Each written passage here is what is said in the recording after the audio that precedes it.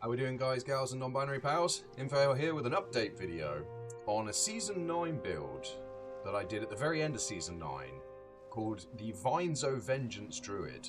I'll put a link to that video in the description because unfortunately he died before I could get to maps. So sadly I never got to do a proper video format, so it's just lifted from, you know, Twitch VODs and clips and things, which goes a long way to describe, you know, gameplay and stuff for this build. So I'll try and be as quick as possible, just get through the skills and the, you know, rationale and everything, because you can watch that at a video. So we'll start off with my gear. Have to use Kingslayer, of course. I put it in the Cryptic Sword because you get some decent physical damage on the top end to help out. I don't really have any leech at all, to be honest. Yeah, tiny bit of mana leech and a tiny bit of mana per kill, because I'm relying on the vines, but again, we'll get to that.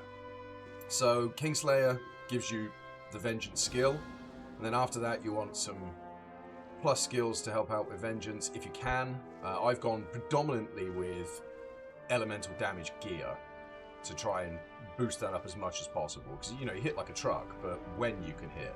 But again, we'll get to that. So, yep, you can only use this, sadly, because you're not a paladin. But it's a great weapon, it's a lot of fun. You know, stick it in something fast, try and get as fast as possible. Vengeance is a very slow skill, but I discussed that in the other video. So I went with Spirit Keeper again, like I did last time. My other one had Wolves on it, which was helpful to be tanky, but this one's even more helpful because it has Heart of Wolverine on it. Now, you suffer a lot with AR in this build. A lot. So my recommendation would be to have some AR slams, some AR charms maybe, but I've gone with full out damage charms to get the, you know, hit like a truck. It's a difficult one to balance again. But yeah, as you can see, it's got some increased attack speed jewels in it to help me out. I did mention this in the other video from Season 9 about how you want to get some increased attack speed on your gear. So I managed it this time. It's got, you know, great stats. More importantly, you get the additional spirit. So you can have the Oak Sage, which sadly only has about 1 point in it, I think, but it's very synergized from the vines. But we'll get to skills. So I've gone with High Lords, with the fat canopy throws and slam, which really helps out there. Because it has 1 to 300 lightning damage, as well as the +1 to all skills helps with the vengeance damage. I mean, Deadly Strike, yeah, it can help out a little bit. Like I said, physical damage are a bit hampered, but you know, it's not terrible. Great stuff. In the other video, I have a 3-socketed Storm Shield, which is kind of cool, and I would recommend it again for one piece of safety gear on this build. But I'm just going to move my head a second. All resistance is 82, because another thing with this is you suffer, you know, with resistances. So I went with the massive resistance shield. You got a Druid skill to help out Gust, you know, things like that, because you've got buffing on Switch. Before we get on to the rest of the gear, I'll do the Switch now. So I've got Athena's Wrath for the summoning skills. Sadly, it's not 3 to Druid skills. Cast rate's useful for getting it out quickly, but we use this as the buff stick. This, you know, recast, you know, when you go into a game, or as soon as you see a skill shrine, or as soon as a barbarian gives you battle command, happy days. So, quick switch to that.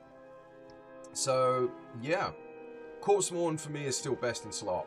Absolutely. The 5% reanimate as returned is very useful because they can distract things for you, tank for you, because you're the tank.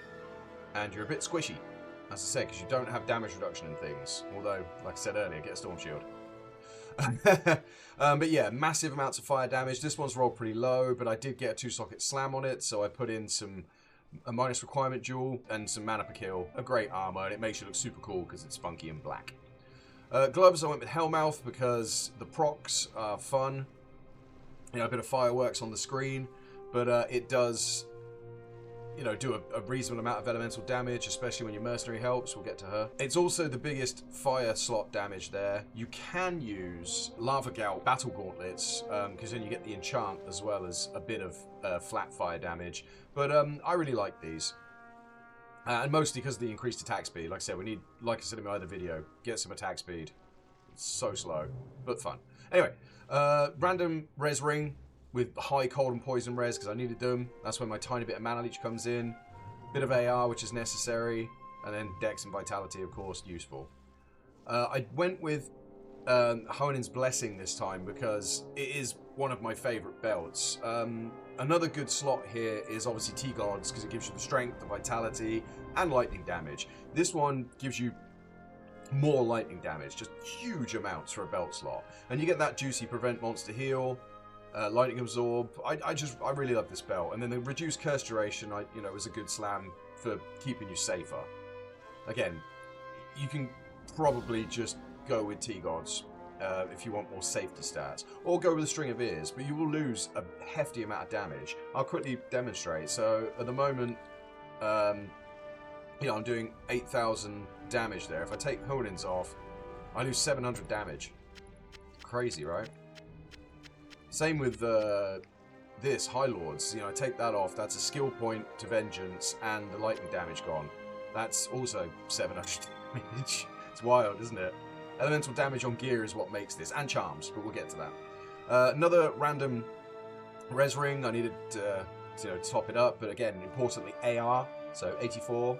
If it was higher, it'd be great. Mobility's sakes, Mermans are fantastic, but to slam even more faster run walk on them makes it just so zippy. And you've got 1 point gust to help you out going over walls and stacking your vines and things on people. It doesn't bring the reanimates with you, but that's not really a big deal. They pop up out of nowhere, and they pop up when you need them. Sometimes they don't, but they're there for fun. But, anyway, I digress again. 40 to 80 cold damage is your biggest boot slot damage on Mermans. Another good choice there is Inferno Strides for the fire damage on those. So yeah, I would recommend just filling everything up with an elemental damage slot. Charms, I said everything just elemental, like crazy. The only thing that's not is the Torch and Annie. So yeah. Right, so we start off at this end. The poison is useless to you essentially, but you get that from really low level.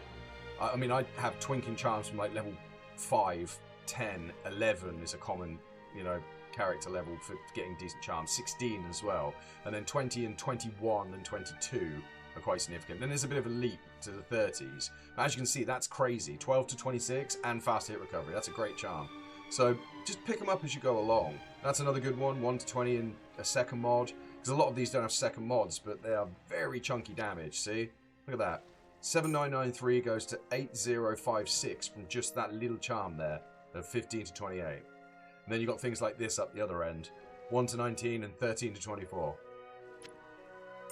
It's insane, right? Just crazy, crazy damage charms. Some of them are like, yeah, insane. But you want to get things like this one. This one's a great one. Because you've got huge cold damage on it. As you can see, it rolled max on the maximum roll. And nearly max on the minimum. And then also on top of that, a little chunk of life. That is a fantastic charm. So just pick up everything as you go along through the season. And then when you get to the end, and obviously if you've got a group of friends throwing things like this at you as well, because I did, it meant that I had crazy good charms. So as you can see, my damage is mental for Vengeance. And, but your attack rating is very slim, as you can see, very slim. And I have a summoning charm there that I just pop in for when I'm doing a quick summon. So speaking of summons, let's go over the skills. In the elemental tree, we have 1 point in gust for a teleport. The cooldown's 4.9 seconds, which is kind of terrible. But once you teleported in and let the vines do the work, and you're running around smacking things, Mercenary's doing her job. We'll get onto that. You don't. That cooldown's fine. You're not leaping along like crazy. So yeah, that's 3 points in the elemental tree. Shapeshifting, again, just 2 prerequisites there. When you're leveling, what I tend to find it's really good to just be a feral rage werewolf because you run around really, really fast, and you're attacking with it. It's really useful. You've got the vines on the go from low level that are helping you out, and then you hit rabies and you max it as you go along with the vines maxing, and you can just be a sort of a rabies werewolf. Everyone thinks you're one. And then later on, you're like, no, I'm a melee character, but not in either of the were forms. So it's a lot of fun. Summoning tree. So, we max Poison Creeper. 3 vines doing crazy damage with enemy poison resistance minuses. They hit like a truck. It's absolutely insane. And with the Mercenary's help, they hit even harder. So, Carrion Vine, maxed as well, which gives you crazy life help. They're a bit hit and miss.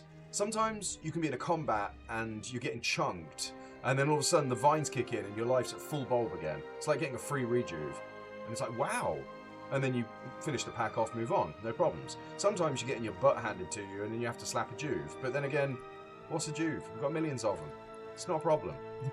It's not. It is very crazy unsafe, but again, I play a bit fast and loose. I like the adrenaline rush in hardcore, so, you know, so be it. It's okay in maps. You just need to be a bit careful with, like, archers in the throne and things like that. Insanity, that is. So max Solar Creeper, again, mana, you don't massively need it, but it's a synergy to Poison Creeper, so just have it maxed. It's useful. You get your mana, it's great. So, with, we'll get to that. So with Spirit Keeper, you get an additional spirit. So this is why I have 1 point in Oak Sage, which, as you can see, has pretty respectable stats because its synergies are Carrion Vine and Solar Creeper. So your health regeneration is pretty nuts. Even if you didn't have Carrion Vine summoned, you do get some decent regen. But because you have that, straight back up again. Bam. And then the rest of the points from now on, because I've maxed Rabies, Poison Creeper, Carrion Vine, Solar Creeper, rest of the points go into Heart of Wolverine. Because I am only level 83. I'm going to be moving house. So I need to clean up the rest of Season 10 videos so I can pack up my PC and move from the north to the south. Anyway, so Heart of Wolverine is where you get your attack rating from. And it's totally invaluable, which is why I suggest wearing the 2 spirit thing. Because you're a bit squishy, so you need the life, and very much need that. And obviously everybody else gets the damage too. Mercenary, I mean. No wolves in this build. As I said, I had... if you check out the other video, it's 9 to summon Direwolf, and they were really useful just to have around. But obviously, having a plus to Heart Wolverine is way more pimp. We just flashed on the Mercenary briefly a second ago, so let's flash on her again. So she has a 4-socket Pus Spitter full of shales, just so she can pump out the lower resist on striking very, very fast. Now, because you're tanking, and you do have Reanimates tanking sometimes, she's relatively safe. There are some situations where she can get chunked, but then you just use Gust. I have it on right click there, I'm hiding it a little bit. And yeah, you just teleport, bring her out of the situation, and she'll be okay. So, yeah, I mean, she's got Rock Stopper on for some damage reduction, resistances and things to try and keep her safe. Crowcore, the very unfortunate +1 skill slam. But again, just to give her some pierce, attack speed, all that good jazz. Some fairly rubbish bolts. I gave all my good bolts away to Creme Banan during this season, so I didn't keep any for myself. Ghoul Hide for increased attack speed, Gold Wrap for increased attack speed, and then Water Walk for some life, and the tiny bit of physical damage reduction you get on the slam. Now, she is pumping out a very respectable 8 frames there, because I got 160 increased attack speed, which you might think is kind of nuts, but it just means that lower resist is always there. And I highly recommend an Act 1 Mercenary with Pus Spitter, or if you're rich enough, go with an Act 5 Mercenary with Rapture. But this is the cheap option for a memes build. I go with Pus Spitter. I mean, 4 sockets isn't cheap, but I found this one and slammed it myself, so, you know, GG. Anyway, you can use an Act 2 Mercenary. He can tank for you if you're feeling a bit squishy. He can use Infinity. Infinity will help with your Vengeance. Won't help you with your Vines, though. So this is why I like using Pus Spitter, because it's more well-rounded. Low resist takes care of everything. So that's my advice there. My breakpoints are pretty terrible. As you can see, I've managed to get Vengeance up to a respectable 11 frames. In the other video, I think it was 14, so it's hella slow. But that's even if it connects. As I said, I'm very, very lacking in AR. But you do get hits. It's still okay. But anyway, I don't want to talk it down. Faster Run Walk 78, which is crazy. If I had a charm down here that was Elemental and Faster Run Walk, I'd be at 80 Faster Run Walk, so I'd be super zippy. Blocking, you can go with blocking, but I tend to find when it comes to the stats, because you have to put a lot in to get Corpse Mourn on, because it's a very heavy boy. I mean, obviously I've got things reducing things and then bonuses here. It's probably not very well statted, to be honest. I could probably do better. But yeah, 414 in Vitality and still only a very rubbish life pool. It's, you are a bit of a squishy boy, but it's fun. It's fun. Embrace the squishy. Fast hit recovery, again, I could probably do with more. Elemental charms with them on, or gear slams. Would be nice to have maybe Verdungos, something like that. Again, you can mix and match, but I like to go raw damage, as I said, just raw damage everything. It's crazy. One tap all monsters. So yeah, down here, the Crushing Blow, the Deadly Strike, the Open Wounds, they're very teeny tiny and not worth it. It's just from having bits and pieces off my gear. But the elemental damage is insane. So yeah, there's the stats. We've got a tiny bit of absorbs up here from Spirit Keeper. Mercenary's breakpoints. As I said, she's got the big speed. That's all we really need to worry about. Fast hit recovery could be nicer if she gets hit. You know, it's got a tiny bit of damage reduction at 14. No, she's doing okay. Her res is alright. Poison res sucks, but you know, so be it. Quickly go out of town. So then we go to the switch. Quickly pop on our summoning skiller. There we go. Solar Creeper, Heart of Wolverine, Carrion Vine, Oak Sage. 3 Poison Creepers. Stick the elemental back in. Weapon switch. Slap on our very, very bad. I cast it as a, you know, habit. It's 280 absorb, but it disappears very quickly. And I just have Gust there, so I can do that. Run in, slap. There we go. Some fireworks straight away. So yeah, you'll see all of this in the other video. Really, I'm not going to dwell too long on gameplay. But as you can see, the vines stomp. You know, you can just leave them be and they just wreck, and then the Mercenary breaks out that. See, I blocked then, even though I've got no decks. Slap, slap. So yeah, hitting, as you can see, 82% chance to hit Burning Dead Archer. Now obviously, it's not 100%, it's not 95%. 82 seems a bit low, especially for white mobs and, well, that's a champion pack. It's still okay. It's when you come up against bosses. Like, my chance to hit Bale is something like 56% or something, or 61. I can't remember. It's terrible. So, you know, by all means, hack and slash. You know, it's quite fast, as you can see. But let the vines do the work on the bosses. They just wreck. So anyway, hope you enjoyed that. Give it a try. It's a great build. You've got every damage type. So because the Mercenary, sorry, she's physical. I forgot to mention that. So she casts the slow movement to keep everything in check. She's got magic damage and physical damage, and then you've got the rest. It's a great build, lots of fun. Okay, thanks for watching.